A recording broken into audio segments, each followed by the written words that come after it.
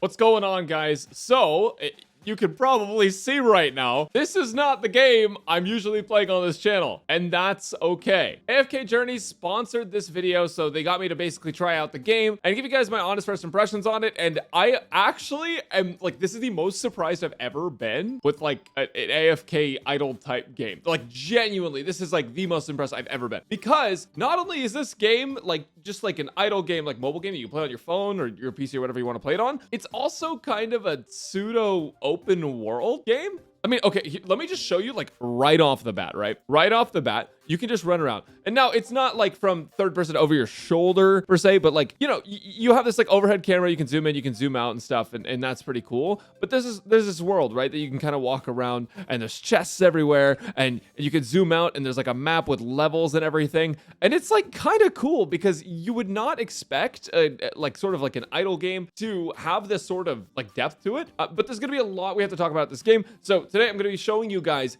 AFK Journey. You can decide if you like it. I'm gonna give you guys my first impressions, and let's get started. So what is AFK Journey? AFK Journey is technically the sequel to AFK Arena. Now I'm sure you've seen ads and things like that for AFK Arena. AFK Arena has been everywhere. I've heard of it ever since I was like literally growing up. Like, I think I was in college. I think I heard of it before college even. AFK Arena has been around for a long time. AFK Journey is the sequel, but it doesn't actually require you to play AFK Arena first, because it's a completely different game. A lot of the core concepts are the same, such as the fights where you kind of have this auto battle thing going on. But what's really different is this game plays more like an RPG. So as I showed you earlier, there's a map that shows you some chests. These are going to be fast travel waypoints. There's going to be like bosses in some locations. And like, yeah, like look, there's just like a chest over here. You can find these around. I got entered into combat. And then the other thing that's kind of new is this grid system they're playing with, right? And this grid system is super cool because it allows you to basically pre-position your characters to add a little bit more 3D depth to the combat. And with this depth of the combat, it makes the game a little bit more strategic. Now, granted, the game literally plays itself, but there is an element of depth. If you're gonna have something auto battle, you still need to be smart about where you put your characters. So let me show you a little bit of what I'm talking about. I have two magic characters here. I'm gonna put one back here. I'm gonna put one back here. I'm gonna go ahead and put my tank right in the middle of these two fighters on either side. And the idea here is that my mages will be able to be safe from any sort of melee damage because my tanks and my fighters are going to take care of it. And actually, I'm a little brain rotted. So we actually, okay, there's our, yeah. Now there are different classes and sort of like different things to think about with each character, different factions. And I'll talk about that in a minute, but essentially it feels very similar to AFK Arena in terms of the gameplay, but just like a little bit more 3D, a little bit more dynamic. Obviously the graphics are a lot better looking. I mean, you cannot deny that. It does look a lot better. Anyway, so yeah, the combat's like, it's not super taxing, right? Like you can just kind of chill. It's a pretty chill game, but that's not to say there's not strategy to it. So that's going to be the grid-based combat, and there's a ton of different ways you can actually get into combat here. There's a lot of different game modes. I haven't unlocked every single one yet because, like I said, first impressions, right? This is kind of my first day playing. I've been playing for a couple hours, and I want to let you guys know what I think initially. I'll probably make an update video in like another month or so after I've been progressing for a little bit. So that's the plan right now, but we have Dream Realm, which I've already played once. This is basically a boss rush using your characters against other players. Now, if you're skeptical about PvP and gacha games, do not fear, okay? Do not be afraid because AFK, the whole point of the game is for this to be a sort of like secondary thing, like a low investment game that you can still have a lot of fun when you do play it, but it doesn't need to be something that you actively play all the time, but you can if you want to. That's the whole thing. That's why people like it. So I'm gonna go into the systems in a minute, but like sort of here's what like this boss rush game mode looks like, right? And so you're playing through it.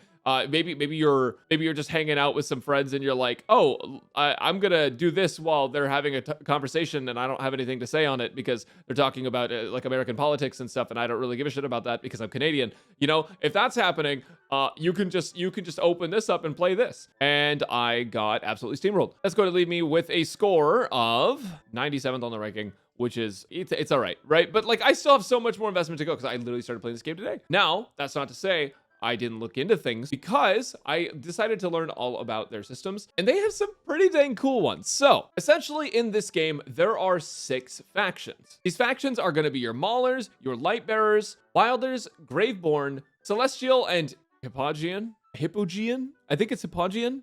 That would make the most Hypogean. I honestly, I don't know. And then you have your classes. Now, the difference between factions and classes is factions, to me, at least from what I have learned, it's kind of just like what the character associates with. And if you have multiple characters that associate with the same faction, you can get some bonuses sometimes, and that's pretty cool. So there is some sort of like team building aspects to it that is more than just bring a tank and a damage dealer. Maybe you want to bring a specific tank and damage dealer to get some of those faction bonuses. Now, the other thing to keep in mind is that you have 6 classes. You have mage, which is going to be your like magic casters. You have marksman, which are going to be your bow and like kind of ranged weapon characters. Rogue, which is going to be your short sword dagger characters, which are always the coolest. I'm being objective here. You have your supports, which are going to be your healers. They're usually casters as well. Your tanks, which you want to usually put on the front line. And your warrior, which is going to be just kind of your standard damage dealer, whereas your rogue will be sort of like bursty sort of damage, but a lot more fragile, lower HP. And what's really cool about this game is that you have A rank characters and you have S rank characters. Oh, and also you can just kind of find people out in the overworld. I just thought that was kind of neat. Like you could just run around and like, oh, there's just like someone sitting down right there. Let's see if we can find another one. Yep, there's another person. They're like just chilled right here. It's cool. It's cool. I like that you could just like see random people. That's neat. Anyways, returning to characters, right? Let me tell you about how this works. So if you go to your mystical house, there's a whole bunch of things you can do here. If you go to your noble tavern, this is basically where you I'm sorry for everything. This is where you can basically do all of your polls. And this is going to be how you get some of the new characters in the game. So we have these like, we have these 20, wow, we have 28 tickets. So we're just going to go ahead and do polls. Try to get some new characters. Oh, okay. We see 2 orange rarities. We got a tank wilder. That's sick. I'm sorry. Mommy, sorry. So we just pulled 2 epics in the first 10, which is pretty sick. And now allow me, before we go back in and I show you some more of these characters, allow me to kind of talk about the equipping system and the leveling system. So something you might notice is that we just pulled these 2 characters, right? We have level 23 and level 23 here. That's kind of weird that they're all level 23, actually. So what's that about? Well, essentially what happens in AFK Journey is that you have 5 main slots, and all of your characters that are not up in these 5 main slots are going to be the lowest level of whatever your characters in the 5 slots are. Essentially what this means is you're kind of leveling up the slot as opposed to the character. So watch this. She's level 23, right? We're going to go ahead and level her up. Going to go all the way up to 30.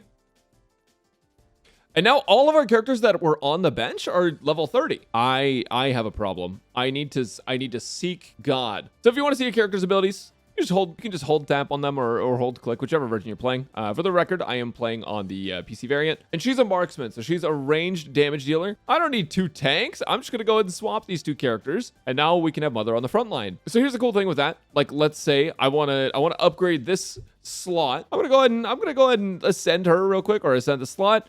I'm gonna keep leveling up a little bit. Level 37. Now, everyone is still level 30, but if I get everyone up to level 37, then everyone in here is going to be level 37, and you can just swap out, like, if, I need my tank to be a higher level because then they'll have higher stats. Well, what you can do is just kind of swap these around, and then that character is now level 37. So there is some strategy that goes into it as far as the progression goes. If you just want to make sure that you're like really like optimizing and like investing in some characters more than others, you can basically just invest in one slot and then just put like the character you need to be the highest level for any given mission in there. Granted, you know, it's a little advanced. You don't have to do that. That's totally okay. Now, the other thing to talk about, there's 2 other things to talk about on the screen. There's artifacts and equipment. Artifacts are effectively like a buff that you can get at the start of the fight with just some general stat bonuses, which is super nice. Once you level them up, you unlock some more of these abilities. So like at +4, right now we're at +2, but at +4, increase the healing amount to 10% of max HP. After the battle starts, summon Radiant Life to restore weakest allied heroes' HP. You can kind of choose these before you go into battle. You can choose whatever you need for the fight. And that's just another little level of the strategy. So now I'm over in the equipment section. And what I really like about this is it is so simple. Watch how simple this is. It's beautiful. It's beautiful. You don't have to do anything. You don't have to do anything. Okay, and so here's why you don't have to do anything. Because your gear is set to all of the characters of that class. Like if you're trying to get like really high tier gear, you only have to get it like once, hypothetically, right? You only have to get the highest level hands that you're looking for one time because all of your supports will use the same one. It makes gearing in this game incredibly easy. It's not convoluted at all, and I really, really enjoy it because the entire thing with this game is meant to be a fun, enjoyable game that doesn't require you to think too much. right? You got to put a little bit of thinking in for strategy for the auto battle, but they don't want to make this game super convoluted where you have people like theory crafting the craziest like rotations, the craziest equipment to wear. But yeah, so everything in this game is meant to be really simple, and it's nice. It's refreshing. So one more thing I want to talk about. Each character is going to have 3 abilities and an ultimate. Obviously going to have like stats and things, and that's going to be affected by your equipment, your overall power level. You can see it kind of in the top left. And over time, you'll sort of unlock more of these abilities as the character gets closer to their final form. This character is level 30. They only have 2 abilities unlocked, right? This character is level 37. She has quite a few abilities unlocked. So let's see. So she has 2 abilities unlocked. Level her up. Unlocks a new skill, baby. That's what it's all about. And now she has a new skill. We're a lot more versatile. Level 40. I didn't mean to bring her up to level 40 instead of this girl who's really, really hot. Okay, we got her to level 40. Now it's fair. Now we're all good. We're set in stone. Basically, my thoughts on the system is that I think that it does really benefit this type of game where they don't want you to go too damn hard with the theory crafting and with the rotations and everything like that. They just want you to kind of, you know, see what units you want to put together and then what kind of formation you want to run based on the enemies. Now, early on in the game, like where I'm at, formation barely fucking matters at all. Like, at all. I'm going to remove this guy. All right, time to go. There's also a day and night cycle in this game, which is just, it's a little atmospheric. As you have with your standard like RPGs that you would play, you have quest lines and stuff. But the best thing that any game has ever added that I've ever played is a skip button. Not because the narrative in the game is bad or anything. It's just because, like, you know, maybe you don't really care about the story. And you know what? That's okay. And a lot of people will probably like the story of this game. I'm showcasing that, guys, it is okay to put a skip button in your video game. That's okay. Some people want a skip button. I just think that's really neat. I like, yeah, it's just really atmospheric. There's a lot of stuff going on around the world. Yeah, I really like what they did with this world. Here's one of the main gimmicks of AFK Journey, because like, why is it called AFK? AFK usually, I mean, to my knowledge, it means away from keyboard, but maybe that's not what it means. Usually it implies that like you can kind of idle it, that you can kind of be away from it. So here's this thing. You see in the bottom left, it says AFK progress. Basically, over time, you're constantly gaining resources. And the idea is that by not playing the game, you're still progressing. So you don't have to worry about falling behind if you weren't to play for a hot second. Now, something that's kind of cool about it is there still is some form of progression to this. So as you can see, sort of, I've collected all of these. I've been AFK for 37 minutes. Basically, that just means that like it's been collecting passively for 37 minutes. And you can see right here, it says I'm level 17, right? Well, the higher level you go, the faster you actually collect resources. So it really incentivizes you to go and do these battles, which you can see here. And so we're going to go ahead and do some battles. Put them here. You get to be up front. I'm going to put the healer. Actually, I'm going to take you out. Put the healer here. Put a mage here. And there's our 5. And we're going to go ahead and go. And you can also hit auto battle. And I'll show you guys what that is like next. But I don't think we're going to have any trouble with this because our power level is pretty dang high. So everything is kind of dying. I really like the fonts in this. And the art style's neat. Art style's really neat. It's really pretty, in fact. Okay. AFK stage 18 cleared. Nice and easy. We were over leveled for it, so it's totally okay. AFK challenge progress goes up. That means that we're getting more XP books every single hour. So that's nice. And you can hit battle here and then hit auto battle. Turn on auto battle mode. Now it's just going to go until it stops us. As you can see, we ended at 21. We're gaining even faster rates. So you want to keep doing that. You want to keep leveling up. Also, it gives you rewards for leveling up. So why would you not claim it? Or why would you not do it? I didn't claim them because I don't know. I just didn't really think about it. And that's going to be one of like the most appealing things about this game is like there's not really a lot of FOMO involved, right? If like, for example, if you play other gacha games, you log off, your stamina goes up, and then you can only spend a certain amount of stamina every day. So like you want to make sure that you get on like once a day at least. And to some extent, like it's good to log in, you know, once a day to check all the daily rewards and stuff if that's the kind of game you play. This game just is nice because it doesn't feel nearly as hard in the FOMO, right? Like it kind of allows you to step away. Allows you to step away and still play the game. So if you're a busy person, you got other things to do, you're mining in RuneScape, you know, like you've got another tab open, you're playing Minecraft. That's what makes this so appealing to me. And genuinely, I have been so incredibly surprised by like the quality of this game and like how much fun I've been having with it, because this game doesn't feel like a mobile game. It has kind of like the nice feel of an indie game, and my cat is eating my cord. And I like that. Also, you know, you can look at these other characters. You can check out their profile. What's their character look like? what's their power look like? This person is pretty damn strong. That's actually kind of crazy. Okay, so another thing you can do is just honor duel. The idea with this is it's completely fair and balanced PvP. It gives you a selection of characters, and it gives everyone the same kind of initial selection of characters to choose from, and that allows you to have truly balanced PvP, where nobody has an advantage for swiping a ton of times on the game. Everyone has the same opportunities. So let's go here. Boost your strength by purchasing heroes and equipment from the duel store. So you can go ahead and buy things with the chips that it gives you, and you can kind of just leave whenever you want. You're not required to be there. You also have the arena mode where you can kind of set things up and then challenge people and set up your formation so that way other people can be challenged. And that one's kind of fun. Like, I'm just gonna pick I'm gonna pick this person on the left. All right, here we go. Yeah, easy stuff, guys. Or just better. I turned my monitor on. That's the difference. Anyway, so like, what do I think of this game? Well, okay, so my first impressions of this game are that free-to-play friendliness is always kind of a weird thing with gacha games, because it depends on the gacha game. It depends if it has PvP, like how relevant it actually is. It depends how hard the content in the game actually is. And as I'm doing first impressions, I recognize that I'm not at the end game. I'm not at the really hard stuff yet. So I've been using mostly the free units. I actually just pulled, the new character that I'm using. I've been using free units other than that. And it's been fine. I don't feel like I'm falling behind, but also keep in mind that I'm at the beginning of the game. So this is probably something we're going to revisit if I make a second video, which I probably will end up making another video in like a month or so. So if you are interested in playing this game, stay tuned for that, because I will be talking about it again probably. But yeah, it's kind of tough to say at this point if it's free to play friendly. What I can tell you without a shadow of a doubt though is that there is balanced PvP where you kind of get like given some characters as opposed to having to use your own, and that in itself means a lot to me. If you're gonna have PvP in a gacha game, you should have a balanced version of the PvP that's fair for everyone, and they definitely nailed it there. Now, what I'm gonna say here is hopefully people aren't gonna take it the wrong way. I definitely don't think this is a main game for anyone, but that's okay, because the game isn't trying to be a main game for anyone. If you want a game to play long term, that's gonna be something that you can play every single day and have like a sit down for like 5 hours at a time and just like binge like quests and stuff, honestly, this will be pretty okay for a minute, right? You're gonna have fun, but it's not gonna be the same as some of the other games that you might be used to playing. It is an RPG. You can walk around, you can find chests, you can explore, you can level up, and it's fun,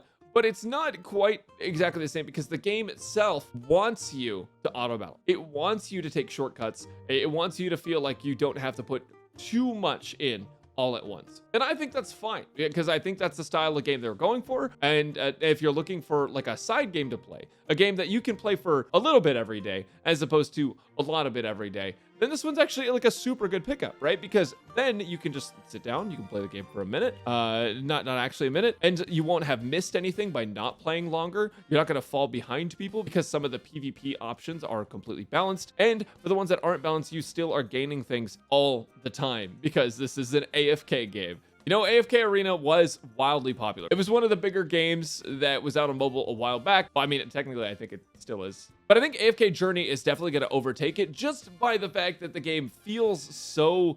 I literally don't know how to describe this art style other than warm and fuzzy inside. I really like this art style a lot. I like this like pseudo open world thing they have going on with the massive world map, with all the different pathing, with all the chests that are hidden around. I feel like there's so much to explore and discover with this game that's meant to be sort of like a not like your main like play for 50 hours a day thing. And I'm really excited about that. And I'm absolutely gonna play it because as a content creator, one thing I don't have a lot of is free time, right? So being able to play this game, it's like I feel like I can make meaningful progress without always being online. And I like that a lot. So AFK Journeys in general, I think it's a pretty good game for what it's trying to be. Oh, and something I didn't touch on is the guild system. I honestly haven't explored it a ton, but I think that games that have guilds is very cool. Last couple things right before I wrap up. They do have a battle pass. Every game has a battle pass these days. I feel like you kind of just expect it. It came free with your video game. There's also sort of like a progression thing that gives you rewards as you go. It's super nice. Once I get to AFK 25, I get like all these rewards, and that's cool. Growth trials, guild quests you can do every day, daily quests you can do every day for even more stuff. So there is like a lot of things. If you want to spend a lot of time playing the game every day, you can.